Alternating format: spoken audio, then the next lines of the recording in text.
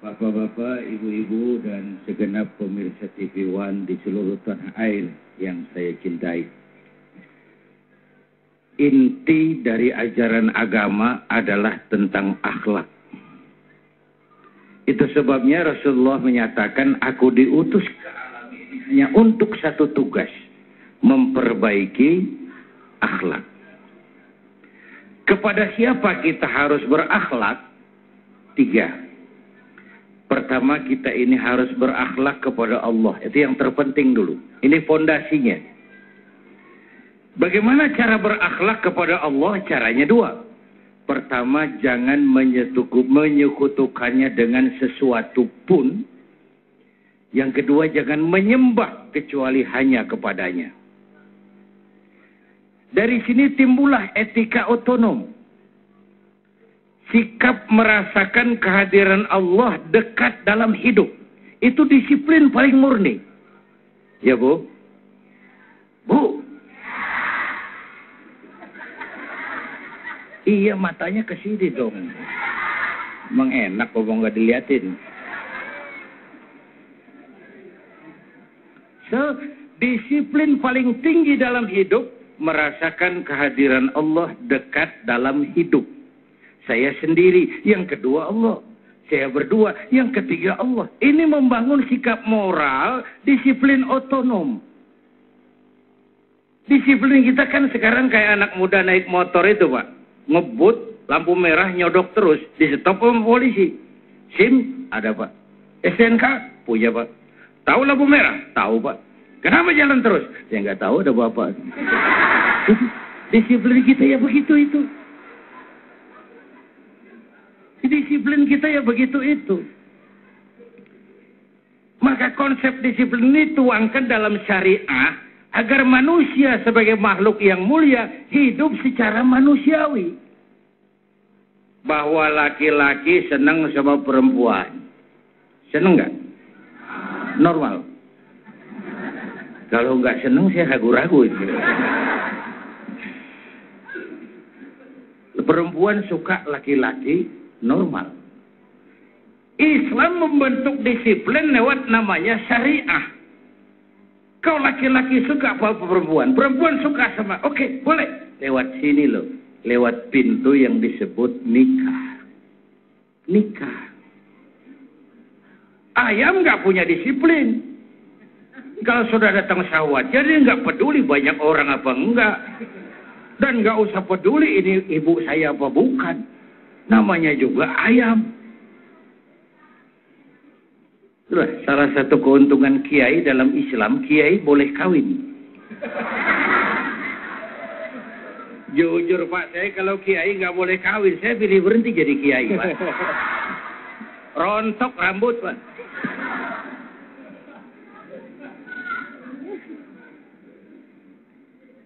Manusia sebagai makhluk yang terhormat, hidup secara terhormat lewat pintu sakral yang disebut nikah. Nikah dengan perempuan yang baik kamu. Jangan seperti ayam tuh kawin tiap hari nikah nggak mau. Nikah. Ini pintu ke arah kehidupan yang berakhlakul karimah. Jadi nikah itu bukan sekedar untuk kebutuhan biologis, bukan sekedar memperturutkan hawa nafsu. Dia pintu sakral yang mengatur disiplin manusia agar manusia secara mulia hidup dengan kemuliaan dan yang terpenting punya rasa malu. Ini kan yang tipis di negeri kita ini, budaya malu. Belum lama Pak, kurang lebih 2-3 minggu yang lalu di Jepang ada berita mengagetkan. Perdana Menteri Hatoyama mengundurkan diri. Di sana sih itu biasa, cuma buat kita itu mengagetkan. Di sana biasa. Kenapa dia mundur? Malu. Kenapa malu? Tidak bisa memenuhi janji kampanyenya. Apa? Waktu dia kampanye dia bilang, kalau saya jadi Perdana Menteri, saya akan menghapuskan pangkalan militer Okinawa dari Jepang. Dia tidak bisa penuhi janji kampanyenya, malu mengundurkan diri. Padahal saya tahu pasti Hatoyama tidak kenal ketuhanan yang Maha Esa. Hatoyama tidak tahu itu Pancasila. Tapi rasa malunya tinggi sekali. Gagal, tidak bisa memenuhi kampanye, mundur. Umumnya orang itu kalau sudah gagal memenuhi janji kampanye, pasang strategi lagi buat kampanye, maju lagi. Ini di luar negeri, Pak. Di luar negeri jauh. Jauh. Di sini insya Allah sama.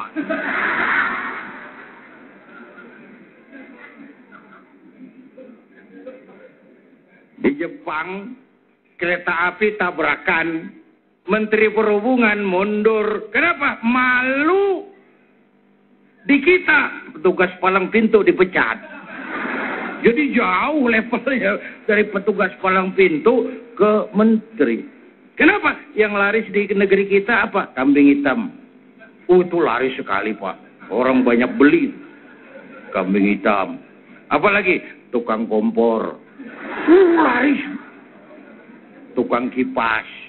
Itu pasarannya tinggi di Indonesia.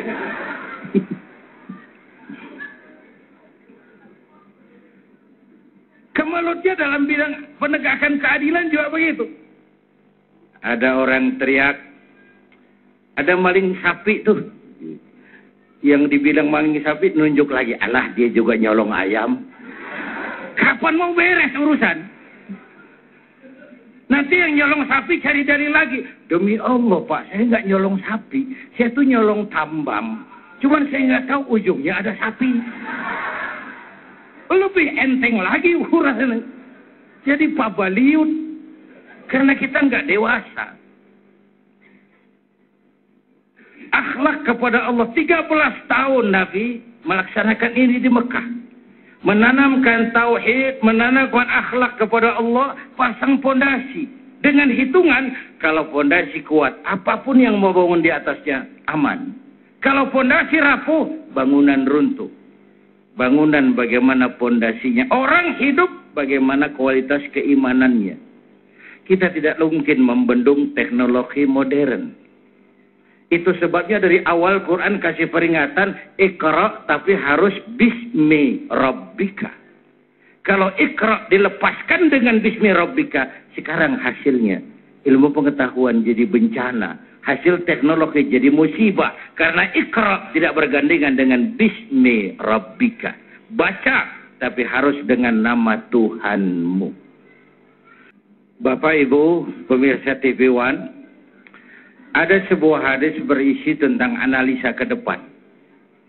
Rasul menjelaskan inna min asratis sa'ah, di antara tanda-tanda kiamat. Gak usah mikirin kiamat beneran lah, ngeri. Saya juga nggak pengen nemuin. Ini kiamat yang sering kita temuin. Hancurnya sendi-sendi kehidupan sosial. Merajalelanya munkarat dan maksiat. Yang munkar menjadi ma'ruf, yang ma'ruf dianggap munkar. Yang tercela diburu orang, yang terpuji dihindari orang. Yang mestinya hina dihormati. Yang mestinya terhormat dihinakan. Terjadi penjungkiran nilai. Tuntunan jadi tontonan. Tontonan dianggap sebagai tuntunan. Inna min asratis sa'ah. Di antara tanda-tanda kondisi sosial itu. Pertama, ayyurfa'al ilmu. Ilmu diangkat oleh Allah. Banyak sesuatu sudah nggak dikerjakan ahlinya lagi. Kiai sama dukun tipis bedanya. Benar-benar. Pemburu hantu pakai sorban. Nanti kiai pakai helm. Absurd, urusan jadi samar. Siapa pakai apa, siapa mau jadi apa, nggak urusan sekarang ini. Atas nama demokrasi. Atas nama kebebasan hak asasi. Banyak persoalan sudah tidak lagi dikerjakan sama ahlinya. Diangkat ilmu. Padahal saya pernah punya ungkapan, ilmu bikin hidup jadi mudah. Seni bikin hidup jadi indah. Agama bikin hidup jadi terarah.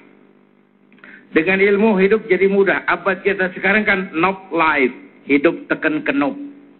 Ya, mau tahu apa tentang klik, klik, klik, klik? Kelihatan di layar. Knob life. Hidup tekan knob. Sebagian besar rakyat kita masih hidup tekan perut.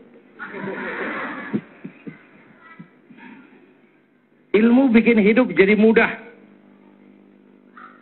Aspek ibadahnya terasa tuh. Dulu tahun 50-an, kita orang Indonesia nih kalau pergi haji ke Mekah 6 bulan, Pak. Tahun 50-an, 6 bulan. Orang udah lupa, dia baru pulang tuh. 6 bulan. Yang ada coba kapal laut tuh, 2 minggu perjalanan, pulang pergi 1 bulan. Mekah Madinah onta, 1 minggu itu Mekah Madinah pakai onta. Sekarang orang berhaji cukup 1 bulan. Kenapa? Ada ilmu yang bikin Boeing motong waktu 5 bulan. Ilmu bikin hidup jadi mudah. Cepot itu kalau dipegang Asep Sunandar bisa selawat badar itu. Yang megangnya sih beda tuh. Ilmu juga begitu. Karena itu ilmu bikin hidup jadi mudah, seni bikin hidup jadi indah. Baca Quran, ibadah dengan seni tilawah terasa keindahannya. Dakwah, ibadah dengan seni terasa sentuhannya. Dengan seni hidup jadi indah, dengan agama hidup jadi terarah. Coba kita masuk yang kedua. Apa kata Nabi tanda kiamat itu? Ilmu diangkat. Banyak hal dikerjakan orang bodoh. Yang kedua, wa yafsual zina. Zina jadi pekerjaan hari-hari.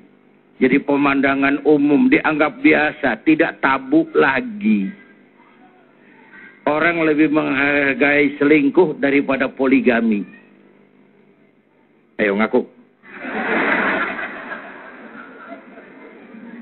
Ya walaupun saya kira dia bukan pilihan terbaik memang. Bu, wayab suasina, padahal seks, agama menghargai seks. Agama meletakkan seks pada tingkat yang sakral. Agama mengakui seks sebagai kebutuhan hidup.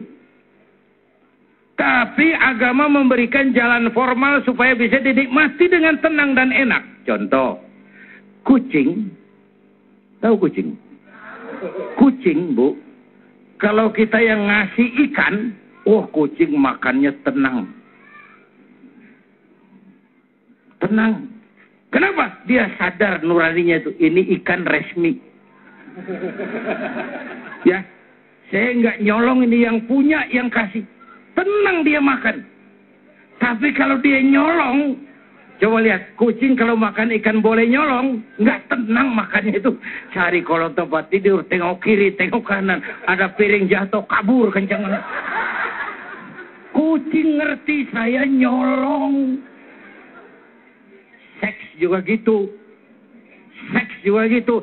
Kalau sah, resmi, anteng. Tenang. Nggak takut diintip orang. Masa bodoh capean yang ngintip kok. Tenang menikmatinya. Ya Bu ya? Apaan?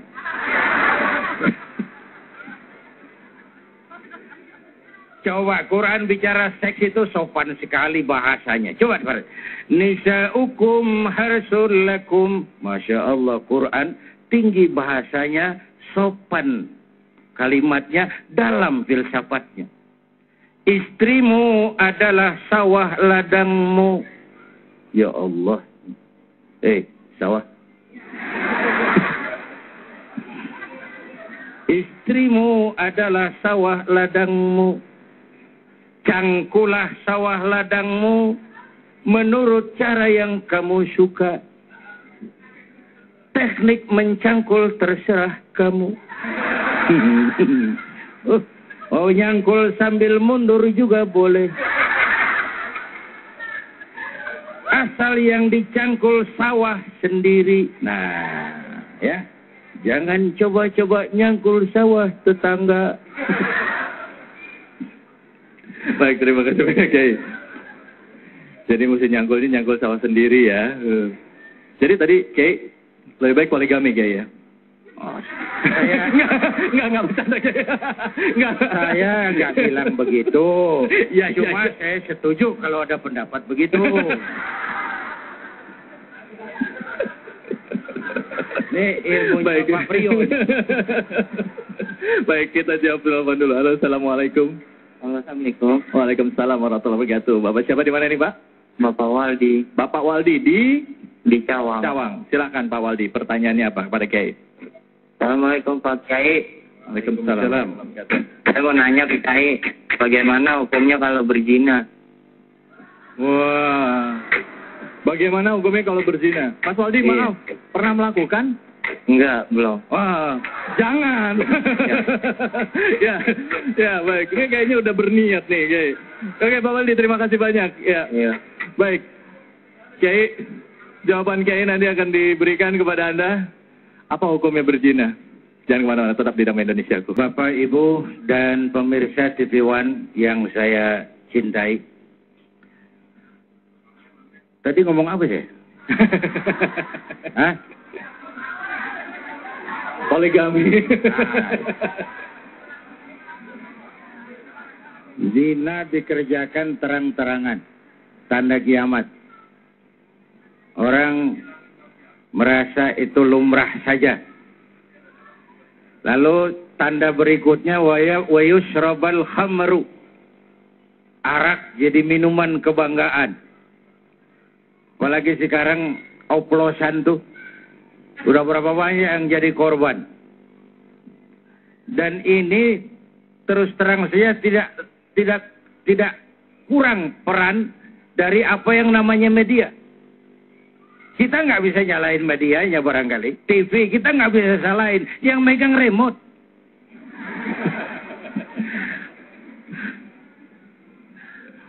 Anak-anak kita dulu saya remaja dilarang nonton gampang. Kunciin pintu, kletek, lu keluar kamar patah kaki lu. Aman. Sekarang anak kita gimana ngunciin pintu filmnya masuk ke kamar? Ini abad informasi, nggak ada yang bisa dibendung. Kita yang harus punya filter. Anak-anak kita kok salah milih idola. Idola kita itu tidak lain baginda Nabi. Mengapa beridolakan sesuatu yang rentan? Rentan dengan pergaulan bebas, rentan dengan kawin cerai, rentan dengan perzinaan. Kok yang kayak gitu dijadikan idola? Selain memang media kita juga, kalau siaran entertain selebritis tiap jam. Tiap jam. Kalau siaran dakwah, minus. Minus. Saya pernah satu stasiun nawarin Kiai, masih berkenan nggak pengantar buka? Berapa lama? 7 menit. Terus potong iklan 4 menit. Jadi saya ngomong 3 menit. Iya, yang lain aja deh. Loh kenapa Kiai? Bukan kenapa, 3 menit mas. Assalamualaikum, assalamualaikum, habis.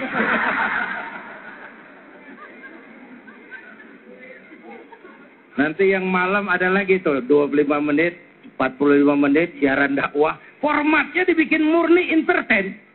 Satu kiai kumpul sama 4 pelawak. Tenggelam kiainya. Pelawaknya 4. Sebutannya dikasih jam tayang penuh, sentuhan rohani Islam. 1 jam penuh, jam 3. Yang ratingnya jeblok. Jam 3 dekat subuh. Kampret yang mau nonton. Maaf, mumpung ada Pak Karni ini. Nanti kita minta pendapat beliau tentang media. Tapi kalau tentang kehidupan selebritis, Anda lihat kan, itu cost production-nya murah, ratingnya tinggi, iklan banyak masuk, mama demen bener nonton. Lu ngaku. Jadi anak kita kalau ditanya siapa Khalid bin Walid, nggak tahu. Siapa Umar bin Abdul Aziz? Tahu. Apa sih yang kamu tahu? Katanya Anang sama Syahrini. Ya sekedar ngambil contoh aja, contoh. Sama si Anu katanya Anu. Kata siapa? Kata si Anu. Anu, nggak ada titiknya. Ngumpulin omongan si Anu. Anak-anak kita sering matang lebih cepat dari waktunya karena pengaruh media. Kita orang-orang tua harus punya filter. Dan filter paling baik tadi kembali kepada berakhlak kepada Allah Subhanahu. Bapak Ibu, dalam Quran ada cerita Nabi Yakub. Kerisauan beliau kalau ada bicara tentang putra-putrinya itu apa? Ma ta'buduna min ba'di. Quran. Nak, kalau bapak tidak ada umur, kamu nyembah apa, nak? Kamu bakal jadi hambanya siapa, nak? Ayo, ngobrol. Ibu-ibu hamba Allah apa bukan? Hamba Allah. Kata siapa? Kata ibu. Kalau kata ibu kan namanya ngaku. Ngaku boleh dan murah. Yang mahal itu diakui. Yang mahal itu diakui. Ibu kenal Presiden SBY? Kenal. Presiden SBY kenal sama ibu? Ngaku. Ngaku boleh dong. Tapi diakui apa tidak? Itu yang kita belum tahu. Oleh karena itu, sekali lagi, Iqra harus dengan bismi rabbika. Baca, tapi dengan nama Tuhanmu. Teknologi, tapi harus dengan dasar iman. Kekuasaan, ada manfaatnya kalau dipegang tangan orang beriman. Popularitas bahkan, kalau jatuh di tangan orang beriman, itu sih sampah. Tapi kalau dinikmati, itu racun. Ibu tahu racun? Tahu racun? Lawannya madu. Lawannya, ibu kalau ada racun, ada madu, ibu pilih di racun apa di madu?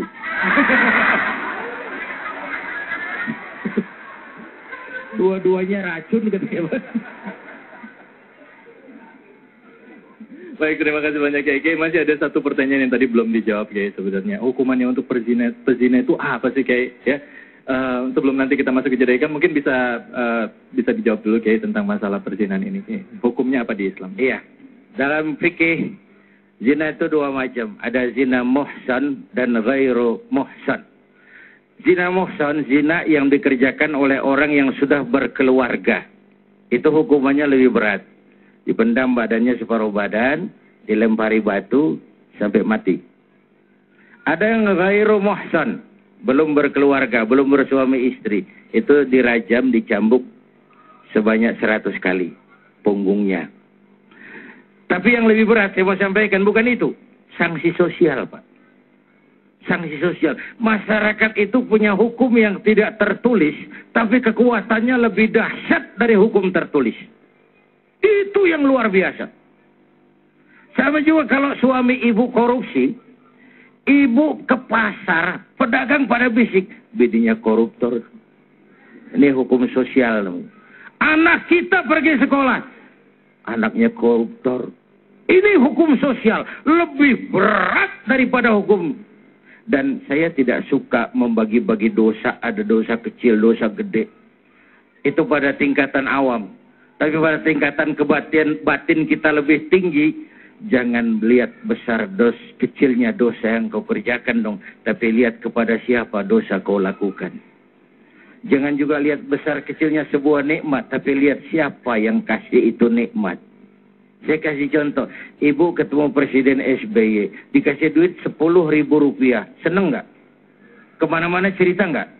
Padahal 10.000. Tapi yang ngasih presiden. Bagaimana kalau yang ngasih Allah? Jangan lihat besar kecilnya pemberian. Jangan lihat besar kecilnya dosa yang kau kerjakan. Tapi kepada siapa dosa kau lakukan. Siapa yang berikan itu nikmat.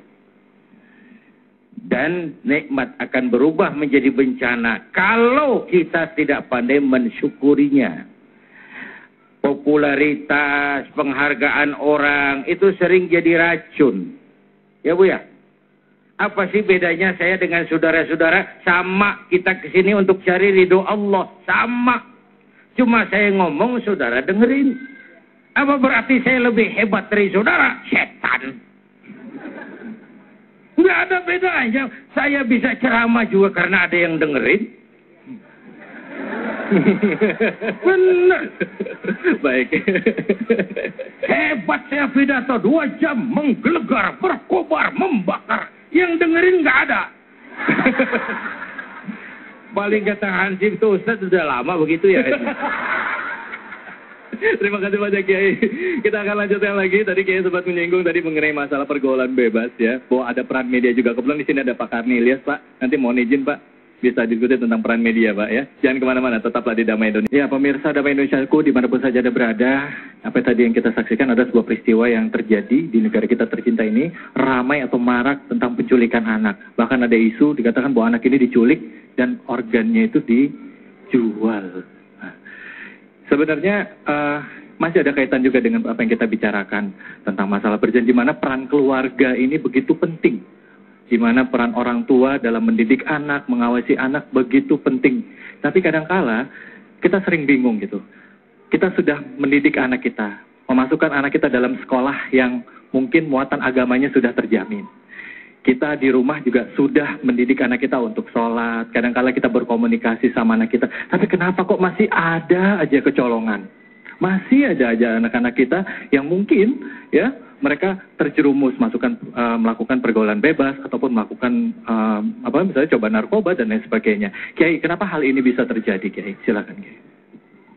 Bapak Ibu dan pemirsa TV One yang saya hormati, memang banyak gejala sosial yang membuat kita risau. Perzinaan, pemabukan, perjudian, penculikan, itu semua melantunkan sebuah pertanyaan yang ringkih. Kemana moral kita sebagai bangsa? Sedang menuju kemana kita? Dan akan sampai kemana kalau seperti ini fenomenanya? Karena itu memang benteng paling utama lagi-lagi adalah rumah tangga. Dan peran utama di rumah tangga sebenarnya ya suami istri. Tapi ibu lebih banyak berperan. Islam mengangkat perempuan sebagai tiang negara karena fungsi ini. Ibu kenal Siti Aminah? Tahu ya? Iya, kenal di mana kenalannya. Itu ibunda baginda Rasul. Aminah, perempuan yang memberikan rasa aman, kedamaian, pengayoman. Kenapa? Ia melahirkan anak pertama tanpa didampingi suami. Suaminya wafat. Sedih hatinya, remuk perasaannya, tapi tegar jiwanya. Dilahirkannya bayi bernama Muhammad dalam tradisi zaman jahiliyah. Jahiliyah itu jahiliyah kompleks. Mabuk, judi, zina terjadi. Dilahirkan anak pertama tanpa didampingi suami. Diasuhnya penuh kasih sayang. Di antaranya jadi orang besar. Dan dibesarkan Allah. Perempuan. Ibu kenal Mahatma Gandhi? Tahu. Bagus anak-anak. Gandhi itu kecilnya yatim. Kurus kayak anak cacingan. Yang tegar tuh ibunya. Gandhi sekolah nak. Gandhi jadi orang besar nak. Gandhi kalau perlu sekolah ke Inggris. Biar Inggris menjajah kita. Nggak salah kau sekolah ke Inggris. Tapi jangan jadi Inggris Gandhi. Jangan sentuh minuman keras. Gandhi belajar. Gandhi, Mahatma Gandhi jadi orang besar. Karena dorongan ibunya. James Watt. Siapa itu? Apa nemu uap tuh? Jadi besar karena dukungan ibunya. Perempuan melahirkan orang-orang besar, tiang negara. Bahkan melahirkan orang besar. Di Jawa Tengah ada Raden Ajeng Kartini, di Jawa Barat muncul Dewi Sartika, di Bengkulu muncul Fatmawati Soekarno, sang penjahit bendera merah putih itu. Di Aceh muncul Laksamana Malahayati, baru muncul Cut Nyadin, baru setelah itu Cut Keke, Cut Meme, dan Cut Cut Cut.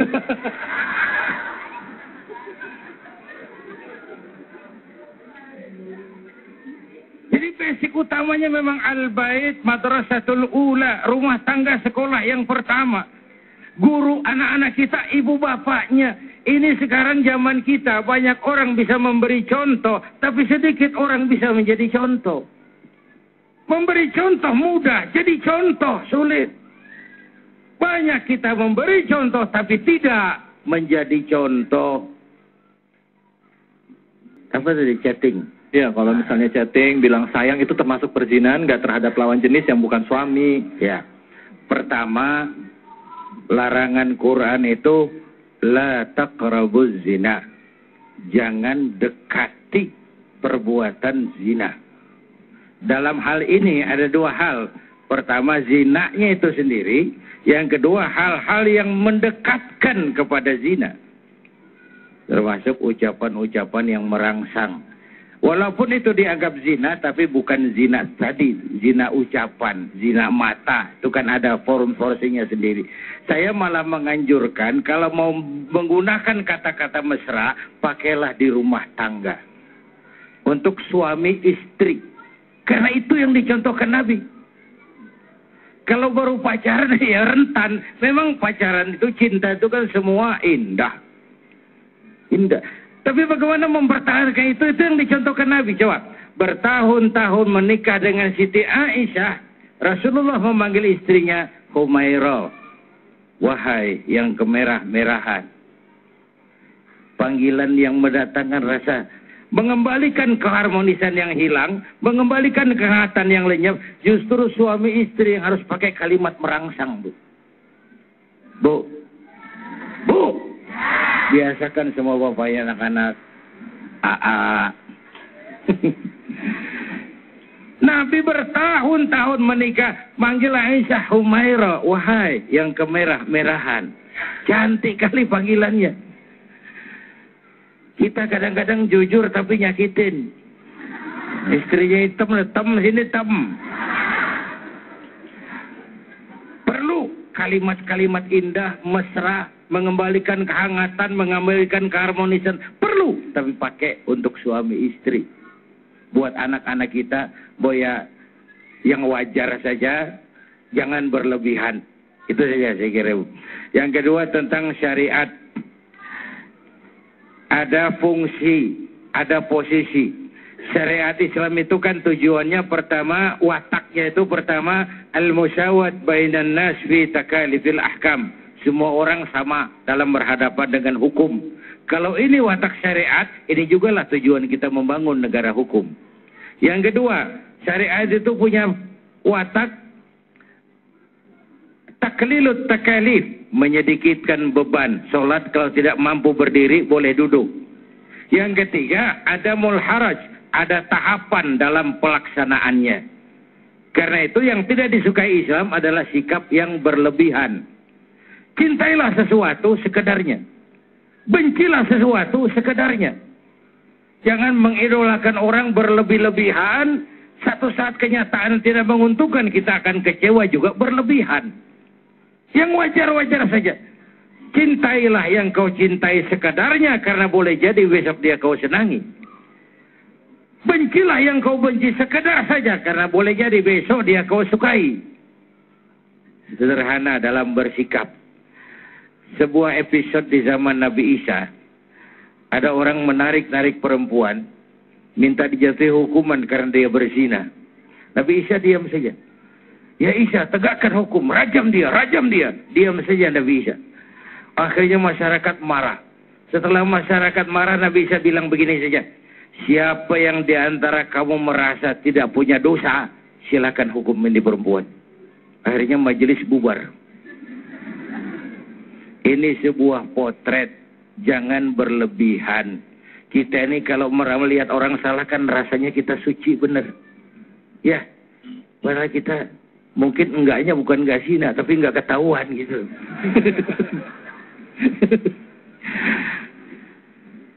Ya, Bu. Yang salah kita perbaiki, yang belum tahu kita beri penjelasan. Dan tetap basicnya harus kepada nilai moral. Satu hari, ini kasus kesalahan.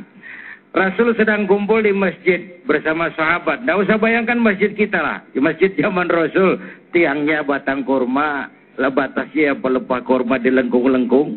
Sedang ngobrol dengan beberapa sahabat, Ja'al Arabul Badiyah. Datang orang Arab kampung. Gak ngerti akhlak masjid, masuk aja jelonong, gak pakai assalamualaikum, cari pojokan masjid, kencing. Sahabat gergetan, Umar cabut pedang, mau dipedas. Kata Nabi, da'hu ya Umar, biar dia selesaikan kencingnya, biar Umar, biar. Duduk Umar, selesai kencing dipanggil sama Nabi Arab ini. Sini, Mas. Arab dari Jawa. Saya dengerin aja, kenapa sih? Ini masjid, tempat suci, nggak boleh kencing di sini, Mas. Loh, kalau niki boten ngertos ya Rasul. Ya nggak apa-apa, kalau nggak ngerti besok jangan diulangi ya. Nggih Rasul, matur nuwun sangat loh iki. Merasa diselamati. Umar, saya ya Rasul, coba ambil air, cari ember, siramin. Kata Umar, brengsek lu. Yang kencing gue yang nyiramin. Tapi saya lihat dua sisi di sini dari watak syariat Nabi. Pertama, ini orang nggak tahu. Yang nggak tahu kasih tahu. Caranya baik-baiklah. Orang belum tahu. Lain kalau orang sudah tahu. Ya. Mungkin juga.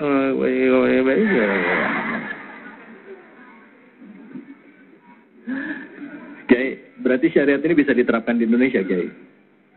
Ya kalau tidak bisa, dalam kehidupan. Kita nggak bicara Indonesia. Tidak dalam kehidupan. Oke, baik. Kalau kita bicara Indonesia nanti jadi debatable. Dalam kehidupan. Ya. Dan saya yakin Indonesia memang walaupun bukan negara agama, tapi negaranya orang beragama. Dan dari sejak zaman Jawa, simbol-simbol itu sudah ada. Coba lihat raja-raja Jawa itu alun-alun keraton, masjid besar.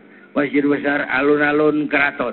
Simbol kehidupan agama dan negara tidak boleh dihadapkan, tapi harus berdampingan. Berdamping, bukan bersanding. Bukan bersanding.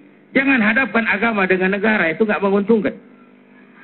Bapak Ibu hadirin yang saya hormati, itu potret. Jadi, yang belum tahu, kasih tahu. Caranya pelan-pelan. Jangan mancing ikan pakai anggur. Ikannya godek, marah kita. Ikan goblok, anggur nggak doyan. Bukan makanannya. Yang kedua, akhlak syariat itu, coba orang kencing sedang enaknya di stop. Wah, mending ditempeleng, Pak. Jadi penyakit loh itu. Biarin dia terusin dulu kencing. Dari penyakit sehingga orang ini merasa benar-benar diselamatkan oleh baginda Rasul. Saya kira itu tentang watak syariat ya. Ya, baik, terima kasih banyak Kiai.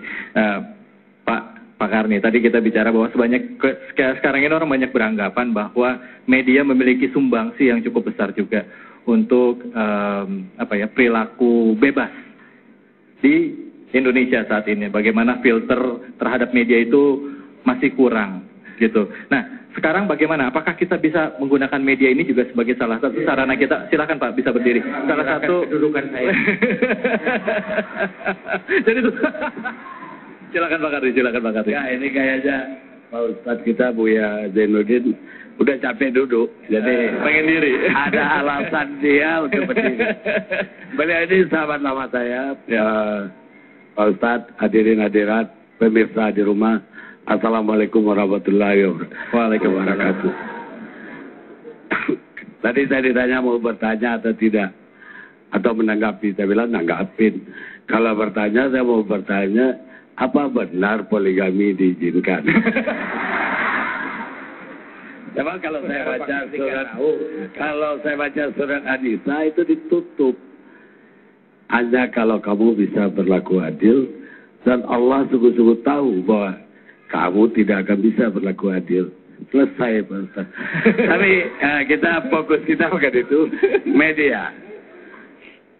Apa yang dikatakan Pak Ustadz Buya Zainuddin MZ, sahabat saya tadi adalah benar. Bahwa media membawa semua yang buruk. Ya, tapi juga semua yang baik. Jadi, hanya di Indonesia yang berkembang itu lebih banyak yang buruk. Tahyul, pornografi, gosip. Kenapa? Publik kita itu kok senang banget dengan gosip. Ada 10 televisi, 9 gosip dari pagi sampai sore atau 8, tapi laku. Benar, rakyat itu betul-betul suka gosip. Jadi kita tidak bisa menghindar dari, tadi Ibu bilang revolusi teknologi, yang benar itu untuk media. Revolusi teknologi komunikasi. Jadi komunikasi itu sekarang ada TV, kemarin ada komputer, sekarang internet, Twitter, Facebook dan sebagainya. Facebook pun udah tinggal, Twitter. Ke depan rumah kita pun detik ini kita pencet, ketahuan siapa aja yang masuk rumah kita. Ini perkembangan. Dan menurut saya bahwa kita tidak boleh menghindar dari itu. Tapi bagaimana mengeliminirnya? Bagaimana? Kenapa hanya anak-anak kita yang rusak? Kenapa anak-anak orang di Eropa, di Amerika pakai internet, pengetahuan, seluruh pengetahuan tinggal pencet. Jadi kalau tadi Pak Ustadz bilang pencet, porno keluar. Tapi pencet, apa yang dibilang James Watt lah, Aristoteles, semua detik ini terhidang di depan mata. Betapa majunya teknologi informasi. Jadi kembali ke media di Indonesia. Bagaimana masyarakat menyikapinya? DPR sama pemerintah sudah bikin KPI. Tinggal kalau ada yang tidak setuju dengan tayangan tayul, porno, tinggal kirim surat. Karena KPI wajib memfollow-up setiap pengaduan. Ya. Tapi pada malas untuk mengirim. Padahal bisa pakai website. Kembali kepada saya orang media. Saya ketua ATPSI. Saya mengetuai semua asosiasi televisi swasta di Indonesia. Ya. Saya termasuk yang tidak setuju tayul, porno, dan segala macam berlebihan tersebut. Tapi kalau tidak ada rambunya, itu akan semakin menjadi-jadi. Untungnya sudah ada rambunya, ada lembaganya. Dan saya sendiri, kalau Pak Zainuddin MZ hari ini bisa dilihat seluruh rakyat Indonesia. Saya 2 tahun lalu membangun TV One. Dari sebuah TV yang sangat dihujat. TV yang paling porno itu namanya La TV. Oh. Ada layar tancap, ada kisah tengah malam, ada Smackdown yang kekerasan pun situ. Ibu-ibu bisa lihat sekarang, walaupun mungkin tidak saya enak nonton entertainment, tapi kami ngasihkan komunikasi, termasuk Damai Indonesia. Saya kira TV yang punya, alhamdulillah, kita takbir, Allahu Akbar. Yang punya dakwah 1 jam, alhamdulillah, adalah TV One. Terima kasih. Dan mudah-mudahan ini bisa lebih mencerahkan dan menandingi yang tadi. Jadi kita menyikapi revolusi itu, bukan menyetop revolusi. Terima kasih. Wassalamualaikum warahmatullahi wabarakatuh. Waalaikumsalam warahmatullahi wabarakatuh. Pak Karni, sebenarnya masih ada 1 pertanyaan lagi Pak Karni. Mohon jawab. Apakah bisa Pak Karni porsi dakwah ini dibanyakin ya, diperbanyak di stasiun-stasiun TV swasta gitu? Silakan Pak Karni. Mohon. Ya, kalau polisi TV swasta yang lain, itu tergantung direksinya. Kalau TV One, Pak? Kalau TV One, tergantung kita. Kalau semakin memang banyak yang menginginkan, pasti kita kasih. Bagaimana Ibu menginginkan semuanya, Bu? Insya Allah. Tidak hanya ibu-ibu yang di sini, tapi pemirsa seluruh tim. Baik, terima kasih banyak Pak Kasih. Alhamdulillah Rabbil Alamin. Mungkin kira-kira pakai apa yang bisa kita simpulkan pakai dari tema kita. Kita tadi menanyakan ada apa dengan moral bangsa. Apa kesimpulan kita pada sore hari ini, Pak? Silakan. Pertama, saya mau kembali kepada awal pembicaraan. Iqra harus dilandasi dengan Bismi Rabbika. Ilmu dan teknologi harus didasari dengan keimanan. Benar kita diperintah untuk Iqra, untuk tahu banyak hal. Tapi sebelum itu harus landasannya adalah Bismi Rabbika, dengan nama Tuhanmu. 1. Yang kedua, nilai disiplin tertinggi adalah iman. Merasakan kehadiran Allah dekat dalam hidup. Menjadi hamba Allah yang utuh. Kita perlu Allah. Dan ada keyakinan bahwa hidup dalam syariat Allah itu hidup mulia dan terhormat. Sebagaimana sudah kita bicarakan tentang bagaimana Islam menyikapi seks, bagaimana Islam menyikapi sikap laki-laki dan perempuan. Tidak ada jalan yang ditutup, tapi diberikan jalan terhormat sesuai dengan maksud syariat itu sendiri. Yang ketiga, pada sisi yang waktu yang bersamaan kita harus juga berakhlak kepada sesama manusia. Selain kepada Allah yang merupakan hablum minallah, berakhlak kepada sesama manusia. Bahwa ada anak bangsa yang salah jalan, yang keliru, tapi mereka bagian dari kita juga. Harus kita perbaiki secara bersama-sama. Sehingga dengan demikian kita berharap peristiwa-peristiwa itu tidak terjadi lagi di masa yang akan datang. Kita tidak boleh alergi dengan kemajuan teknologi. Bahkan itu tuntutan kehidupan agama. Agar hidup bisa kita laksanakan lebih mudah. Tetapi lagi-lagi, the man behind the gun. Kalau pisau dipegang oleh orang beriman, paling-paling jauh leher ayam. Ya, tapi kalau dipegang preman, bukan cuma leher ayam, leher temannya sendiri digarap. Pisaunya sama, penggunaannya beda. Ketika tangan orang yang memegang juga berbeda. Begitulah harta, begitulah kekuasaan, begitulah alat-alat teknologi, tergantung dalang yang megangnya. Kekuasaan kalau dipegang tangan orang beriman jadi rahmah. Kalau dipegang orang jauh dari iman ya Fir'aun. Harta kalau jatuh ke tangan orang beriman jadi rahmah. Tapi kalau dipegang tangan orang jauh dari iman ya jadi korun. Ilmu pengetahuan kalau jatuh ke tangan orang beriman mendekatkan diri. Tapi kalau jatuh ke tangan orang jauh dari iman menjauhkan diri.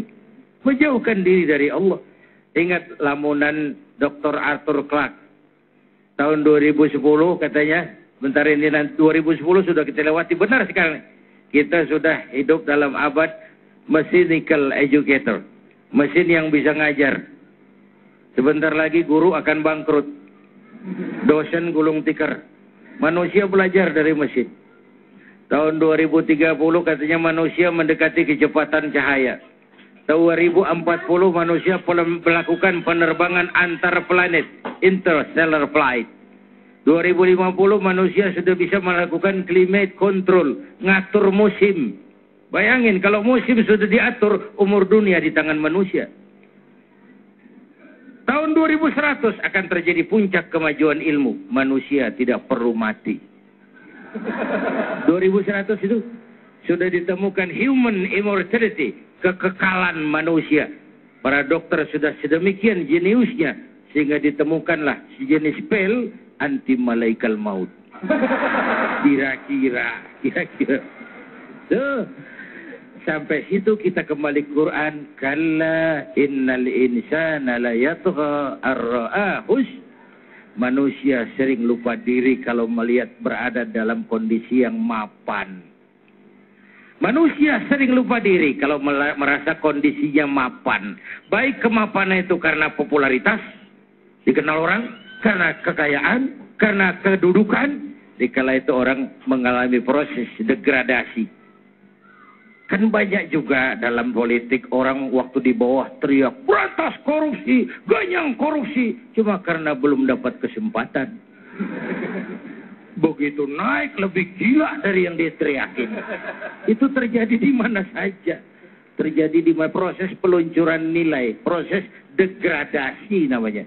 Ya. Kehilangan idealisme awal tempat dia berangkat dulu. Dan itu Quran sudah mensinyalir kemajuan ilmu.